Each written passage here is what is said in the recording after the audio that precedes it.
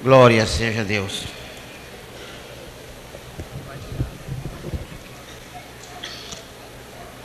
De fato, amados irmãos, é quase que despedindo-me da escola bíblica. Se considerarmos a escola como classe de estudo bíblico, de fato eu estou me despedindo. Se bem que ainda estarei participando do culto logo mais à noite. Mas amanhã estaremos seguindo para o Rio, e também os irmãos que vieram de São Paulo, o meu irmão na Polônia, também o irmão Ricardo, iremos no mesmo voo. Eu ficarei no Rio e eles prosseguirão até São Paulo. Mas confesso que foi uma satisfação imensa e ao mesmo tempo um privilégio poder ter tido esta oportunidade de estudar a palavra de Deus junto com os alunos da escola bíblica de João Pessoa. Eu acho que uma próxima escola, Deus abrindo as portas e havendo providências administrativas, deveria ser uma escola de 10 dias. Porque João Pessoa não faz como Curitiba, 15 dias. Eu lembro-me das escolas bíblicas que frequentava no campo de São Cristóvão, há muitos anos, um mês. Eu lembro também das escolas bíblicas do Recife, um mês de escola bíblica. Agora é verdade que as coisas mudaram, surgiram muitas crises, plano Bresser, plano Collor, plano Zélia, plano não sei o que, tudo isso afeta seriamente essa parte de captação de recursos, eu sei disso, mas vamos lutar para que tenhamos uma escola com maior duração. Quais são as principais vantagens de uma escola bíblica anual com maior duração? É possível a direção da igreja inserir mais matérias no currículo. Imagina uma escola bíblica com 3 ou 4 assuntos. Imagina uma escola bíblica de, digamos, 10 dias, em que se possa ministrar doutrinas fundamentais, por exemplo, doutrinas fundamentais, bibliologia, teologia pastoral, escatologia. Estou dando apenas ligeiros exemplos que me vêm à mente. E que essa escola incluísse também avaliação. Eu não vou dizer uma avaliação sofisticada, como na rede escolar, mas uma avaliação dentro da carga horária. Seria muito mais proveitoso e atingiria muito melhor os objetivos. São ideias que estamos deixando com a escola bíblica de João Pessoa neste novembro de 91. Mas caso Jesus ainda demore e tivermos a oportunidade, será um prazer. Foi um prazer poder ter contato com dezenas de colegas pastores e evangelistas, irmãos como nosso querido colega de Santa Rita, e também o pastor de Cabedelo, irmão Praxedes, e muitos outros, independente das dezenas e dezenas de alunos que são apenas membros da igreja e que participaram. Então, nestes minutos que temos agora de meditação, como os irmãos estão bem a par, seguir-se-á o ato de separação de obreiros para o ministério. Segundo eu estou informado, será a separação de diáconos e presbíteros. Não sei se também vai incluir evangelistas e pastores. Quando inclui evangelistas e pastores, ou seja, ministros, essa parte é melhor chamada de ordenação. Ministros são ordenados e não apenas separados. O que não é lá muito correto é simplesmente chamar consagração. Consagração é um termo generalizante que não define bem o ato, mas eclesiasticamente, se se trata de ministros, o correto é chamar ordenação. Fulano foi ordenado para o ministério, evangelista ou pastor. Mas se se trata de diácono ou presbítero, é mais correto eclesiasticamente chamar de separação, separado para o diaconato, separado para o presbiterato. Agora, se o irmão quiser usar outros termos, nem por isso nós vamos brigar. O que interessa é que essa pessoa seja integrada no ministério. É como escola dominical. Certas escolas chamam o dirigente de superintendente, outras chamam de dirigente, outras chamam de líder. Não importa o título, importa a pessoa exercendo o cargo.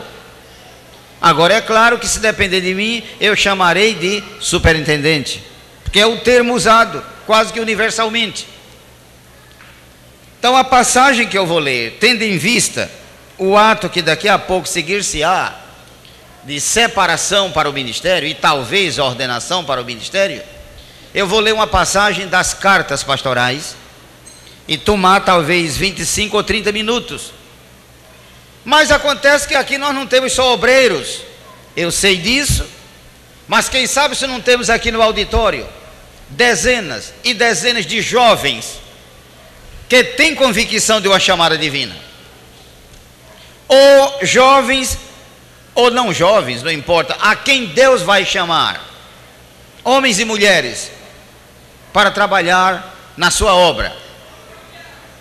Só Deus sabe, mas eu acho que uma escola bíblica aberta como esta é um campo apropriado, enseja uma rica oportunidade de se pensar neste assunto. Enquanto a igreja estiver aqui na terra, nós sempre assistiremos essas cenas de separação e ordenação de obreiros para o ministério. O Senhor Jesus, antes de voltar para o céu, ele fez ricas promessas à igreja, e uma delas foi: eu vos farei pescadores de homem. Nós ficamos preocupados às vezes que em certas áreas da igreja há falta de obreiros, mas é bobagem nossa. A igreja do Senhor, Ele cuida. Ele disse: eu farei. Graças a Deus que é tarefa dele e não nossa, porque não há quem possa fazer uma pessoa obreiro no sentido bíblico, no sentido estrito, a não ser o Senhor Jesus Cristo. Eu farei, eu vos farei pescadores de homem. Eu vos farei. Agora, isto não exime o obreiro de preparar-se. Mas que história é essa? Jesus não faz? Ele faz, mas em que sentido? Ele faz o obreiro no sentido de capacitá-lo, no sentido de ungí-lo, no sentido de fazer pairar sobre ele a sua glória, seu poder, a sua graça. Mas humanamente falando, o obreiro precisa preparar-se. Se tem pessoa que precisa preparar-se, é o obreiro. Por que é que Deus não mandou para Roma o apóstolo Pedro e sim Paulo? Por que é que Deus não mandou para Atenas pessoas como Pedro e sim Paulo? De modo que Deus tem seus elementos para o lugar certo. Nós vamos ler uma passagem ligada ao assunto do ministério em 1 Timóteo capítulo 3. Vamos abrir nossas Bíblias e eu vou pedir licença para eu mesmo fazer a leitura. Hoje o templo está repleto. Meus irmãos sabem que quanto mais gente no auditório, mais a voz fica sufocada, absorvida pelo volume de corpos, por várias razões. Mesmo que você se levante no auditório e leia bem alto com voz de trovão, mesmo assim sua voz não vai alcançar muito longe, a não ser que você tenha um microfone como eu tenho aqui. 1 Timóteo capítulo 3. Eu peço que os jovens, homens e mulheres crentes, salvos pela graça, leiam a palavra de Deus de maneira introspectiva, sem falar nos obreiros, é claro, que já estão vinculados ao ministério. Esta é uma palavra fiel. Se alguém deseja o episcopado, excelente obra deseja. Convém, pois, que o bispo, por favor, não vá confundir bispo aqui com bispo católico romano. Aqui se trata de bispo à luz da Bíblia. Convém que o bispo seja irrepreensível, marido de uma mulher, vigilante, significa que há um Satanás tramando contra o obreiro, tramando contra a igreja, e é preciso vigilância. Vigilância implica alguém que está tramando para incutir o mal. Vigilante, sóbrio, honesto, hospitaleiro, apto para ensinar. E ninguém nasce sabendo. O conhecimento entra através da mente. É verdade que Deus concede dons, como o dom da palavra da sabedoria, dom da palavra da ciência, mas vamos devagar. Esses dons não operam pela minha vontade. Eles operam na hora que Deus permite. Os dons não são nossos, são de Deus. Nós somos apenas portadores. Apto para ensinar. E todo mundo sabe que ensinar não é fácil. Há muita gente que sabe pregar bom e bonito, mas não sabe ensinar. E às vezes quando ensina dá fastio, dá dor de barriga, dá sono. Porque é preciso aptidão. O aprendizado é uma coisa metódica, metodológica, sistemática, em que se parte do conhecido para o desconhecido, assim como Jesus fazia. E diz aqui que o obreiro deve ser apto para ensinar. Versículo 3: não dado ao vinho, não espancador, não cobiçoso de torpe ganância. Torpe significa vergonhosa. Ganância vergonhosa, ou seja, o ganho ilícito, vergonhoso. Cobiçoso de torpe ganância, mas moderado. Muita gente pronuncia torpe, mas é incorreto. Aqui deve ter gente boa de português e sabe que a pronúncia é torpe.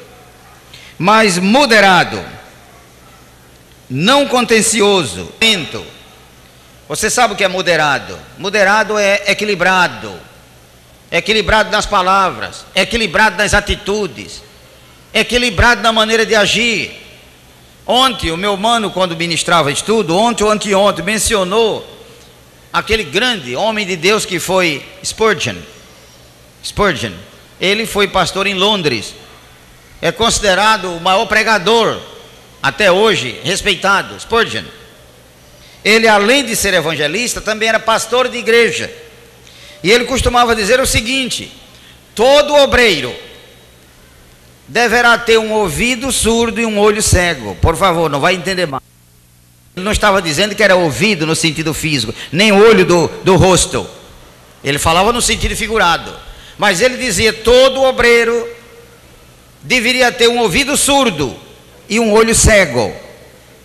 Em que sentido? Dezenas e dezenas e dezenas de coisas que ele ouve, ele tem que fazer de conta que não está ouvindo nada. Dezenas e dezenas de coisas que ele está vendo, ele faz de conta que não vê. É como quem diz: na terra de sapo, de cócora com eles. Isso não quer dizer que o obreiro vá tergiversar. Isso não quer dizer que o obreiro vá compactuar com o pecado. Mas uma vez, quando colocaram isso em dúvida com Jesus, ele disse: tudo bem.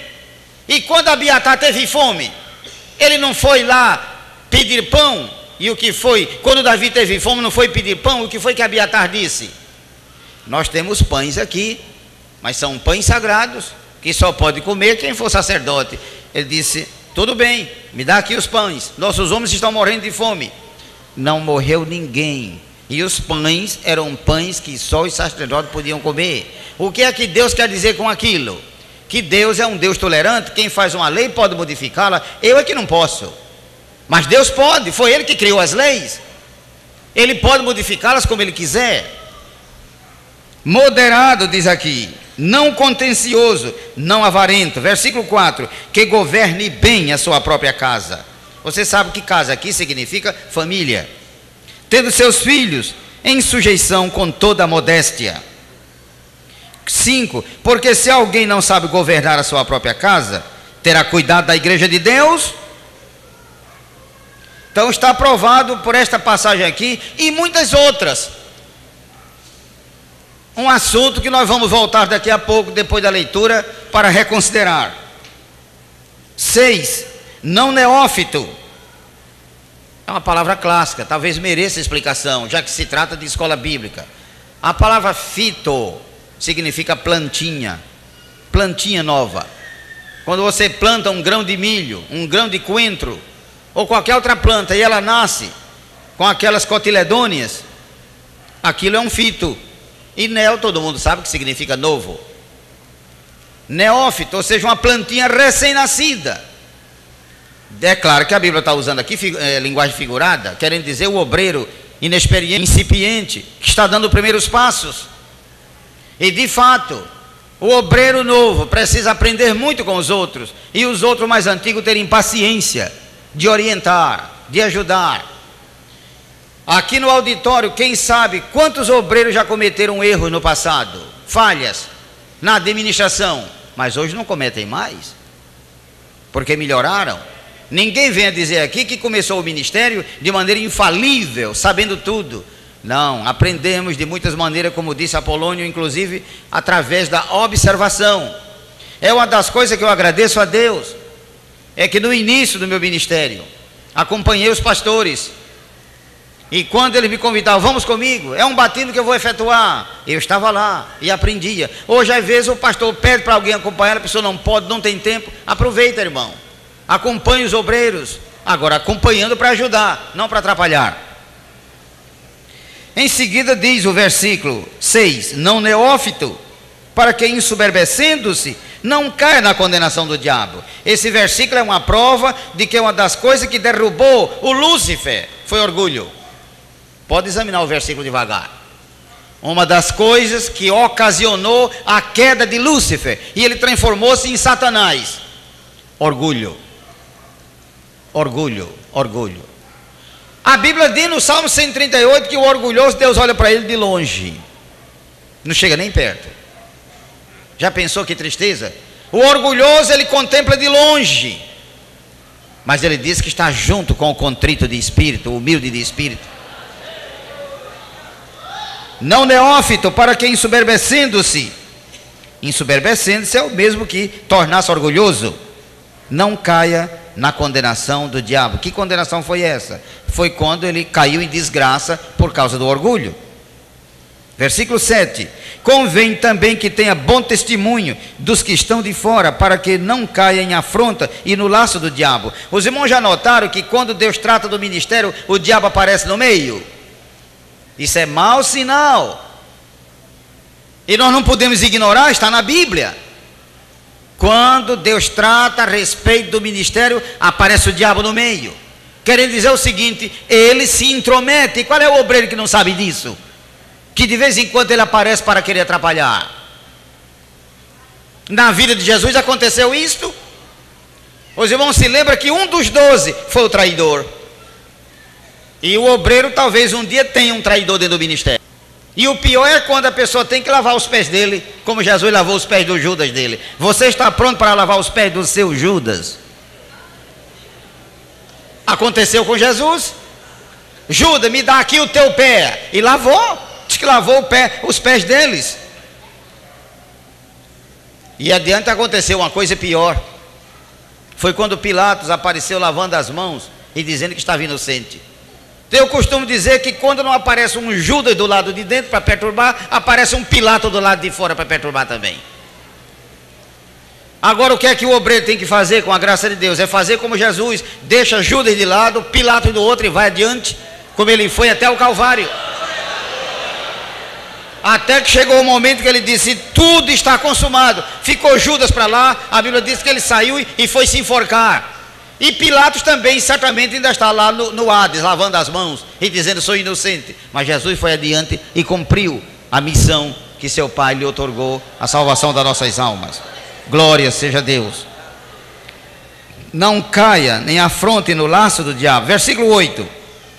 Da mesma sorte, os diáconos sejam honestos, não de língua dobre. Língua dobre significa de duas palavras. Duas palavras. Ninguém sabe quando ele diz sim nem quando diz não. Não pode no ministério. Tem que ser sim, sim e não, não. Não de língua dobre, não dado a muito vinho, não cobiçosos de torpe ganância. Versículo 9. Guardando o mistério da fé. Eu creio que você sabe o que quer dizer mistério da fé. É um termo profundo que a Bíblia usa para significar o evangelho completo. O mistério da fé.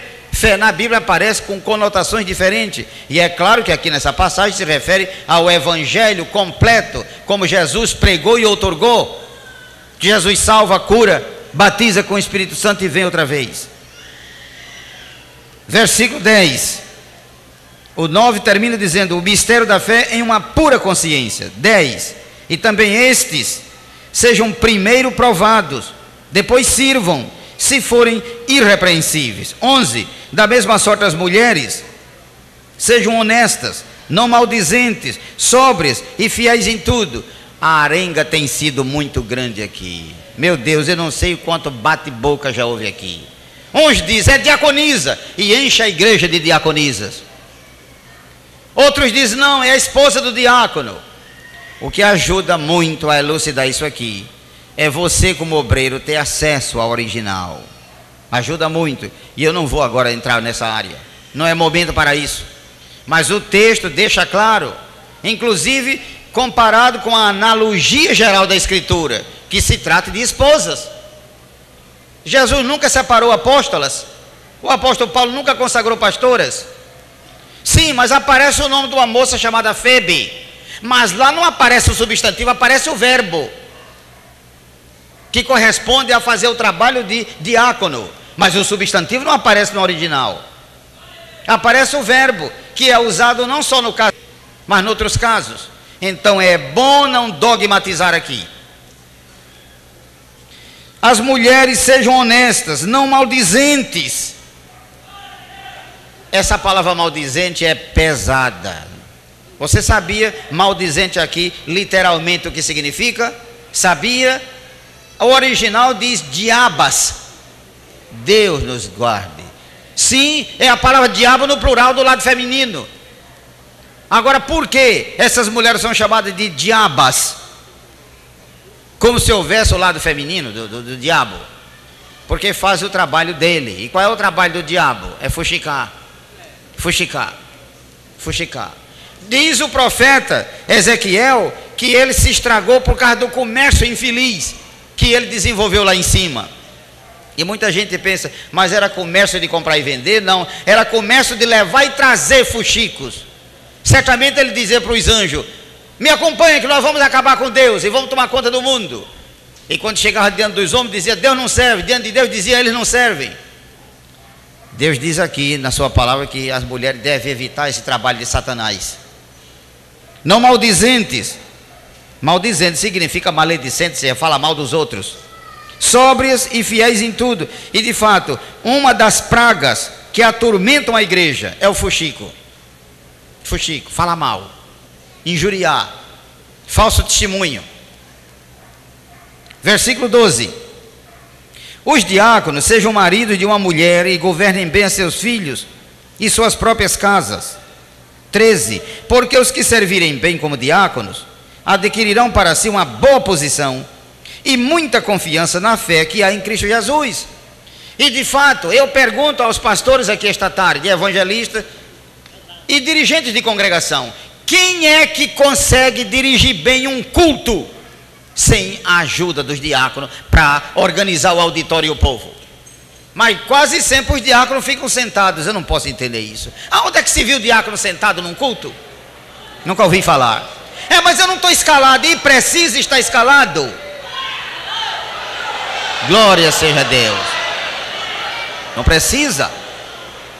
Qual é o pastor que consegue dirigir de vez em quando a gente vê o pastor na plataforma nervoso, agitado, perturbado.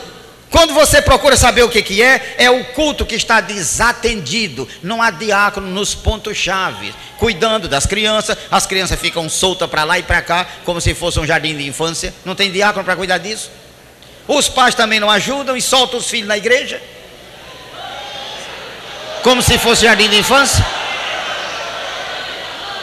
Mas o trabalho de diácono é um trabalho extraordinário. Agora, às vezes o diácono não tem culpa, ele também não foi orientado, também não foi treinado. Nós às vezes separamos diácono e não ministramos reunião para eles. Eu não quero citar a minha igreja como exemplo, Deus me guarde, não estou citando como exemplo, mas Deus é testemunha que na nossa igreja em Cordovil, todo terceiro sábado do mês, uma reunião de 2 horas com os diáconos. Toda terça-feira, pode ir lá. 2 horas de reunião com os diáconos. Ora é estudo bíblico sobre o diaconato, ora é o trabalho do diácono na igreja. Enfim, e é um trabalho extraordinário quando o diácono exerce sua função. Mas tem diácono que diz: não, o meu sonho é ser presbítero, eu não descanso. Chamou ele para ser diácono a vida toda e é uma coisa maravilhosa.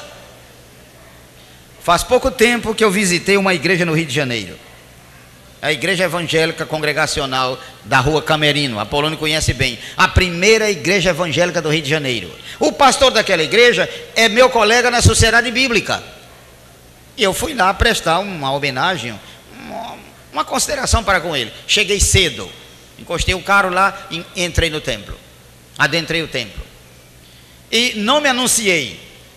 Quem foi que veio me receber? Um senhor já de cabelos grisalhos, aparentando mais ou menos uns 70 anos, por aí. E então ele me recebeu muito bem e eu perguntei: o pastor está? Ele disse: o pastor está sim, mas ele está no gabinete atendendo uma pessoa.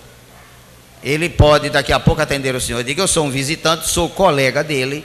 Se o senhor falar dentro, diga que é o irmão Antônio Gilberto. Nem sequer me identifiquei como pastor, achei que não era interessante naquele momento. O irmão Antônio Gilberto.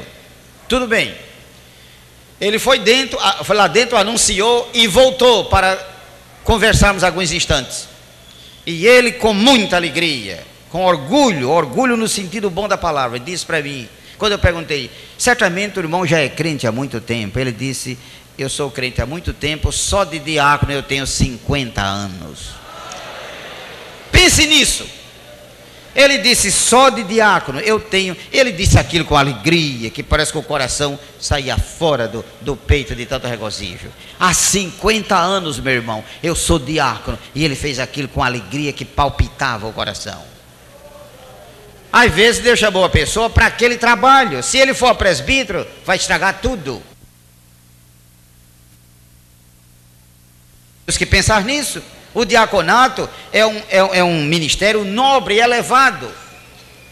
E não é somente na área do culto, são em muitas áreas. Mas um dos grandes trabalhos do diácono é durante o culto, para ajudar o pastor a dirigir o culto, organizando o povo, cuidando do auditório, orando em espírito, recebendo as pessoas, enfim. E aqui trata deste assunto. Versículo 14: escrevo-te estas coisas esperando ir ver-te bem depressa, mas se tardar, para que saibas como convém andar na casa de Deus, que é a igreja de Deus vivo, a coluna e firmeza da verdade. E sem dúvida alguma, grande é o mistério da piedade. Aquele que se manifestou em carne, foi justificado em espírito, visto dos anjos, pregado aos gentios, crido no mundo, recebido acima na glória. Os alunos da escola bíblica sabiam que isto aqui está escrito no original em forma poética, em forma de verso. Ninguém sabe se era cantado. Se era cantado, era um cântico de tal inspiração que Deus permitiu que ficasse na sua palavra. Mas você já notou que entre o 15 e o 16 não forma consenso. E de fato não forma, porque o 16 está em forma poética, em forma de verso. Tudo indica que era recitado ou cantado, não sabemos. Quem sabe se não era um hino do primeiro século. Se era um hino, deve ter sido lindo a letra dele. É um hino que tinha mensagem, um hino que tinha Bíblia. Mas concluindo essa ligeira abordagem sobre 1 Timóteo capítulo 3, em resumo, o que é que nós encontramos aqui? 3 coisas que eu gostaria de chamar a vossa atenção. Eu estou agora fazendo um apanhado. Eu estou agora pegando o capítulo 3 todo. Vocês notaram que eu li o capítulo 3 todo. É um dos grandes capítulos das cartas pastorais que tratam do ministério, o ministério evangélico, o ministério cristão. E enquanto a igreja estiver aqui na terra, nós precisamos de obreiros, A igreja é do Senhor, mas é dirigida por homens. Homens que ele escolhe para o seu trabalho. A Bíblia diz que é uma escolha.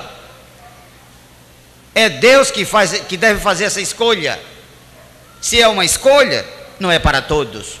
É para aqueles a quem Deus chama. E por que ele não chamou a mim? Não sei. Só perguntando a Deus. Mas ele chamou fulano que é inferior a mim, em aquilo outro. Isso aí é questão da pessoa discutir com Deus. Deus sabe o que faz. Deus sabia que o apóstolo Pedro ia fracassar, ia medir, mas escolheu. Deixa com Jesus, ele é que sabe. Ele é que sabe.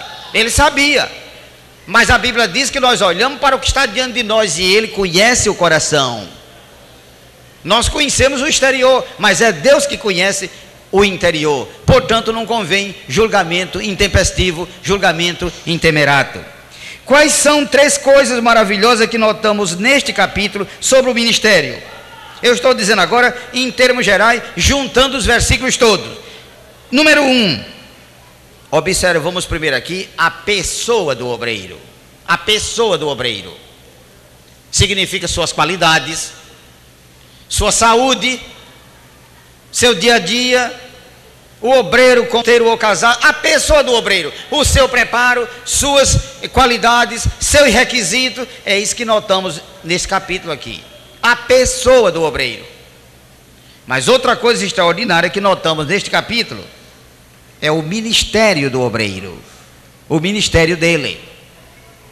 Os irmãos já notaram a diferença de sentido nos versículos, quando a Bíblia de repente muda de bispo para diácono. E é bem diferente. Em linha geral, de um modo geral, a igreja tem 2 grandes categorias de obreiros. 2 grandes categorias. E isto à luz do Novo Testamento. Obreiros do ministério geral, obreiros do ministério local. Os obreiros do ministério geral, eles são ordenados e eles são ministros aonde quer que chegarem, mesmo que ele esteja sem pastorado, mas é ministro. É o caso do ministro, é o caso do pastor, o caso do evangelista. Há certas Assembleias de Deus que na parte do evangelista eles impõem certas restrições, mas isso não é neotestamentário. Nem eu estou criticando a igreja. Às vezes são salvaguardas. O caso do batismo em água. Quando a igreja começou a sua trajetória, cria em Jesus, era batizado na hora. Qual é o pastor que quer batizar o candidato agora em cima da hora? Duvido. Naquele tempo, cria em Jesus, batizava em seguida. Quem quer fazer isso hoje? Ninguém. As coisas mudaram, os tempos mudaram, as pessoas mudaram. Geralmente a gente manda primeiro o candidato dar fruto, como fazia João Batista, dar fruto de arrependimento. Dá fruto de arrependimento, senão não batizo. Mas há também uma outra categoria no ministério: obreiros locais. O que são obreiros locais? São obreiros que eles servem em âmbito local, como é o caso do diácono. Digamos que a igreja aqui tenha, como tem, seus diáconos. Se de repente esse irmão sai daqui com carta de mudança para Salvador, ele deverá sair com carta de mudança de membro. Ou então pode na própria carta colocar um lembrete: esse irmão serviu aqui tantos anos, etc. Pode ser útil. Salvador é quem sabe se precisa ou não de diáconos. Mas tem diácono que não sabe disso. Como é que é? Os irmãos me recebem ou não me recebem como diácono? Não, meu irmão, aqui quem manda é o ministério. Então eu vou para outra igreja. Não faz muito tempo que tivemos um caso desse lá em Cordovil. O nosso irmão presbítero veio de outra área da cidade com carta de mudança e atrás tinha uma nota explicando que ele era presbítero. Ele foi apresentado e esperava ser recebido como presbítero. E quando ele não foi, ficou brabo. Ficou brabo mesmo. Reclamou e não foi fácil, até que o nosso pastor chegou e disse: meu irmãozinho, pega a tua cartinha. Usou esses termos carinhosos, entre aspas. Meu irmãozinho, pega a tua cartinha, vai para a tua igrejinha. Pronto. Teve que fazer isso. Significa que esta pessoa, de fato, não está à altura de prosseguir na carreira ministerial. Mas o ministério local envolve diáconos, envolve também presbíteros, ministério geral. E lá vem os evangelistas, chamados por Deus com o ministério evangelístico, e pastores com o ministério. de cuidar de igreja, de apacentar, que de todos os ministérios é o mais espinhoso. Cuidar de crianças na fé, cuidar de ovelhinhas, cuidar de recém-nascidos, uma verdadeira pediatria espiritual. Não é fácil. Cuidar de ovelhas doentes, feridas, no sentido figurado ou não figurado. E é o pastor, esse homem que Deus levanta para cuidar do rebanho, e cuidar, e assistir, e ajudar, e suportar. Graças a Deus por esses dons e ministérios que Jesus legou à sua igreja. Então, a primeira coisa que nós destacamos neste capítulo, a pessoa do obreiro. Isso envolve o seu preparo, isso envolve suas qualidades, isso envolve suas atitudes, envolve a sua saúde. E em seguida nós encontramos um segundo fato interessante, o ministério dessa pessoa. Será que é um ministério de sucesso? Um ministério abençoado? Um ministério progressivo, progressista? Mas uma terceira coisa que notamos aqui nesse capítulo, a família do obreiro. Se os irmãos ouviram a leitura com atenção, certamente notaram quando a Bíblia trata em filhos, em casa, em esposa. E de fato, uma das maiores bênçãos que um obreiro pode ter é uma boa esposa, uma esposa ajudadora. Pergunta para eles: uma boa esposa, uma esposa ajudadora é uma bênção. Agora, isso não quer dizer que esposa de pastor seja pastora, não quer dizer isso, mas pode ser uma bênção no seu ministério. E esse capítulo trata disso. Esse capítulo também deixa muito claro, este capítulo e outros, que entre a família e a igreja, a família está em primeiro lugar. Agora muita gente vai aqui dizer: não, eu discordo. Antes que você formule um pensamento errado, deixa eu concluir o meu. Eu não terminei ainda não. Eu não terminei ainda não. Mas antes de Deus criar a igreja, criou a família. A igreja veio depois. E eu pergunto: pode haver igrejas fortes com famílias fracas? Uma igreja não será forte se a família for fraca. Uma igreja é resultado das famílias. Todo mundo que está aqui esta tarde deve fazer parte de alguma família. Não venha me dizer que você caiu do céu de paraquedas. Você deve fazer parte de uma família. O que é uma igreja então? Uma igreja não é outra coisa senão um conjunto de famílias. Significa que se forem famílias santas, famílias boas, a igreja também será. Ou seja, a igreja é o reflexo da família. E nós encontramos muitos exemplos na Bíblia, no Pentateuco e no restante da Bíblia. Agora, eu não estou dizendo que vamos abandonar a igreja para cuidar da família. O que eu estou dizendo é que a família precisa de atenção, de atenção. Há esposas por aí dizendo: se eu soubesse, não tinha casado com esse presbítero, ele não cuida de mim, ele só cuida da igreja. E ainda telefona para casa dizendo: venha me buscar, ou venha para a igreja e traga os filhos, traga as crianças. É preciso pensar nisso. A igreja, ela nasceu depois. Agora, não quer dizer que vamos abandonar a igreja por causa da família, mas manter a devida proporcionalidade. E esse capítulo diz: se alguém não cuida da família, como cuidará da igreja? Você notou a prioridade, a ordem priorística. Então, amados irmãos, eu quero deixar esta meditação, principalmente para os alunos da escola bíblica, e quem sabe, os irmãos candidatos à separação para o ministério esta tarde. 1 Timóteo, capítulo 3, o capítulo todo, um capítulo magistral sobre o ministério. O horário não permite mais adiante, há muita coisa para fazer, segundo estamos informados ainda esta tarde. Que Deus nos conceda mais e mais da sua graça. Amém. A nós todos.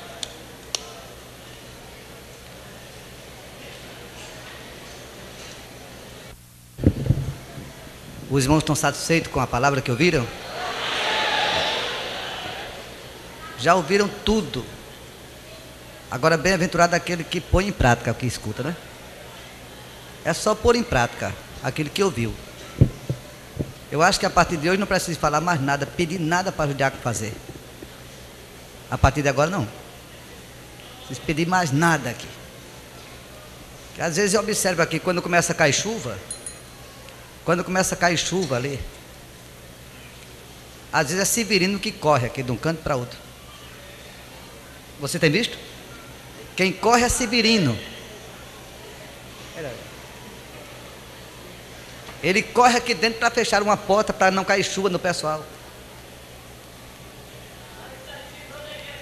É, Severino, Deus te abençoe, Severino.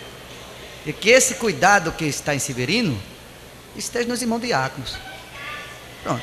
A parte. Olha o Severino como está alegre ali, né? Alegre.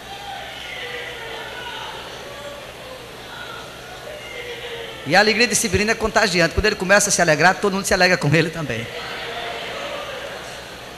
Meus irmãos,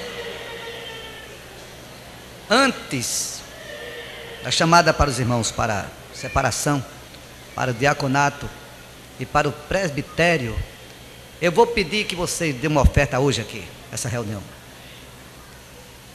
Aquele que não trouxe o dinheiro, vai orar por aquele que trouxe. Para aquele que trouxe abrir o coração e abrir o bolso também. Porque às vezes abre o coração e o bolso fica fechado, né? Tranca o bolso. Tem que abrir os dois. Abre o coração e abre a carteira. Vamos trazer.